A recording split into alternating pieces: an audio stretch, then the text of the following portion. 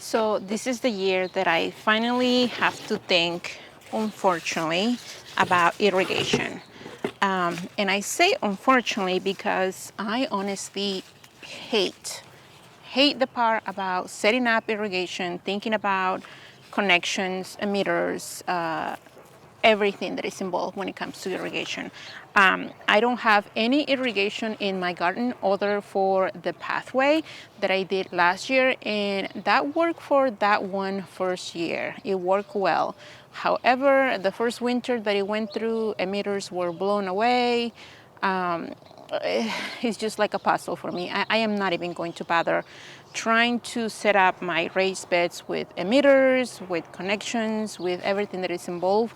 I actually saw these from HostLink USA. They call these their weeper hoses, which is kind of like a drip hose, but nicer. I don't know. I think they're nicer anyway.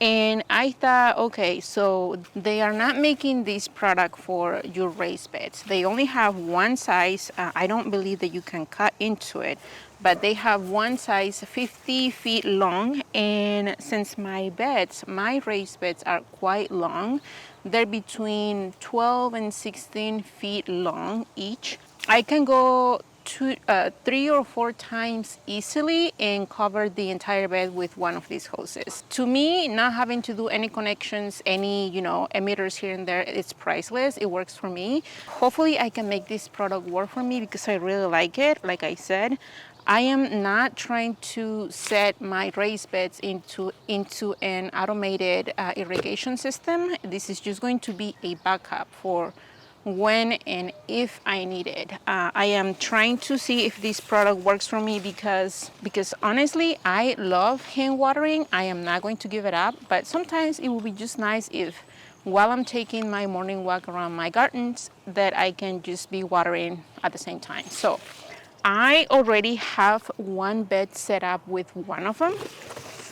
And the way that I have the hose going around that bed is like in S shapes. I don't know if that makes sense to you, but the whole bed is from one end to the other is coming around S shapes. I am using garden staples to sort of keep that U-turn nice and tight. I don't know if this will bend as soon as the water kicks in, but I am it seems to be working fine for me right now doing it this way, and so far so good. But like I said, my beds are already sort of long anyways, so making this one piece of 50 feet irrigation hose works for me. And you guys, my ornamental kale that I am hardening off, it's looking just amazing. I also have some of my alyssum outside and my beets. They have been here for a couple of days. I think today is day 3, and they're looking pretty nice.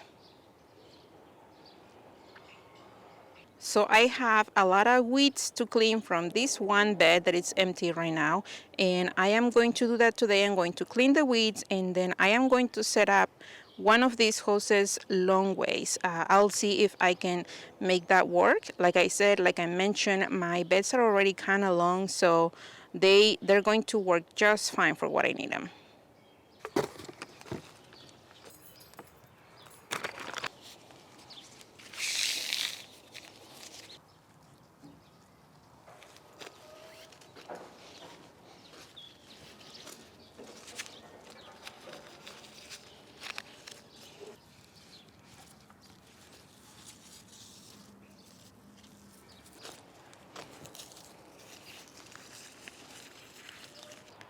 So this bed is exactly 18 feet long, and as you can see, I was able to go 3 times from one end to the other.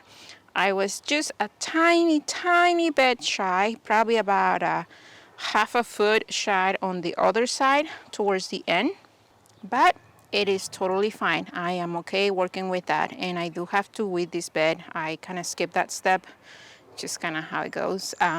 But I'm happy. I am going to show you now how I'm going to plug this thing in, and hopefully we get a little bit of water here.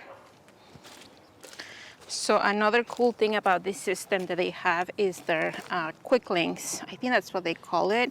And basically, if you see this right here, it's just a different color.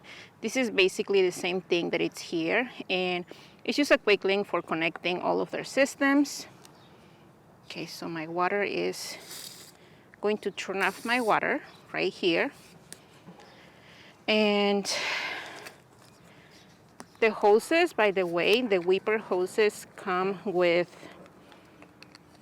their quick links, so I don't have to get the extra attachment. Okay.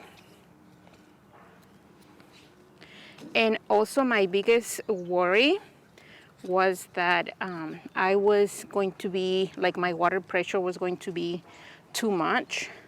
And like my hose, the weeper hose was going to be kind of like running everywhere after I turn on the water.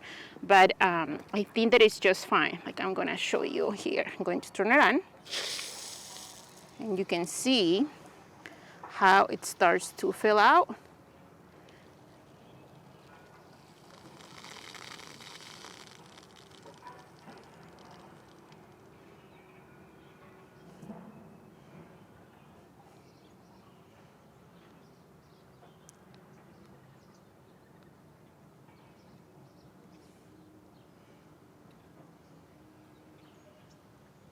Like I said, this is not going to replace, or it's not going to be my go-to watering choice, but it's just going to be a backup for when I need it. I know right here,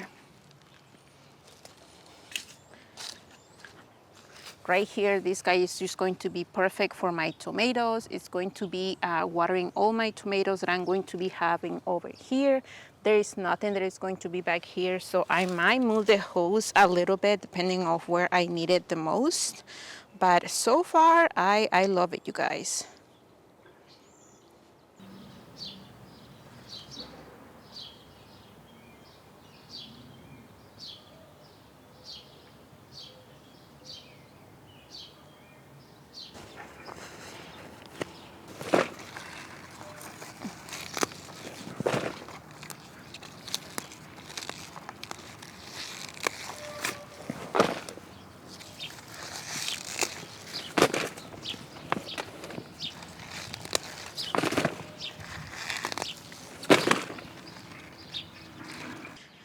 If you are wondering why I am ripping out all of my tulips, don't worry, I am not taking out the tulips that are about to bloom. These right here, as you can tell, are my tulips that I planted last year. You can tell because the tulips, the foliage is nice and strong, nice and firm. And these will be the tulips that are going to bloom for the first year. This right here is just foliage from the tulips that I dug out last year. They didn't come back. This would have been their third year here, but last year, on their second year, they didn't really do well for me. So I came and I dug out the bulbs and I put new ones, these ones right here. And sometimes when you dig out your tulips that you don't want on that bed anymore, a little bit of the bulb or maybe even the whole bulb stays there, and it tries to come back at third year. It's just not going to give you any blooms, and you can really tell the difference from the foliage when the tulip is just not going to bloom. And basically, since I am trying to get my beds ready for mulch, I am just trying to clean them up because there is no reason for me to leave this foliage here. It's just not going to do anything. So I am just removing them as I go.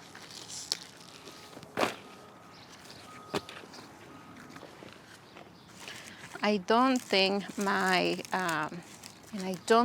dust miller is going to come back. I just don't see any new growth. But I'm going to leave it there. I'm going to leave the roots there. Maybe.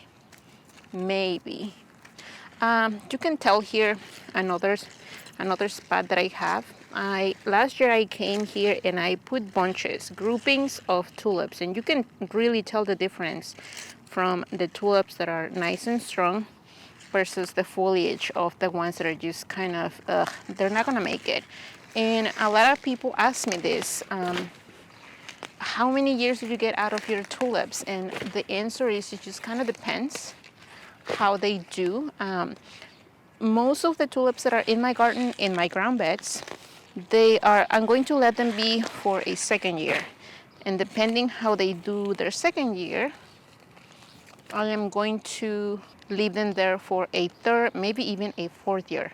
But if the second year they don't do well, meaning they don't come back enough tulips, enough blooms, I'm just going to remove them. And sometimes that happens with the foliage that stays there. Right here I have another grouping of nice tulips. I'm just going to leave them there. But if I have tulips in containers or in raised beds, they're just one season. They're just annuals for me, and I just get rid of the bulbs. I don't worry about trying to save them. Look at all these worms. I can do that with gloves. Without gloves, I will not be there touching them. So I am just going to finish this up. I am going to clean up a lot of my foliage. They're just foliage. They're not tulips. They're not going to bloom for me.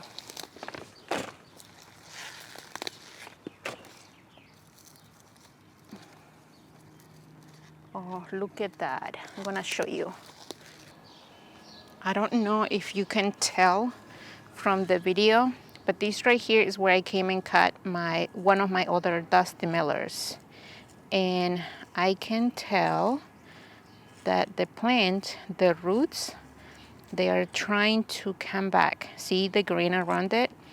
That's a dusty miller that is trying to come back. The other one doesn't show any signs, but this is the one here on this bed that is trying to come back, and I'm just going to let it. I'm going to let it be. Isn't that awesome?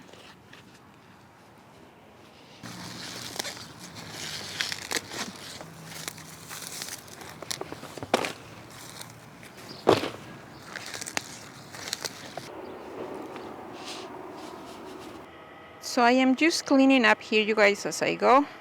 I am trying to get my beds ready for mulch, but I'm still a long ways from that.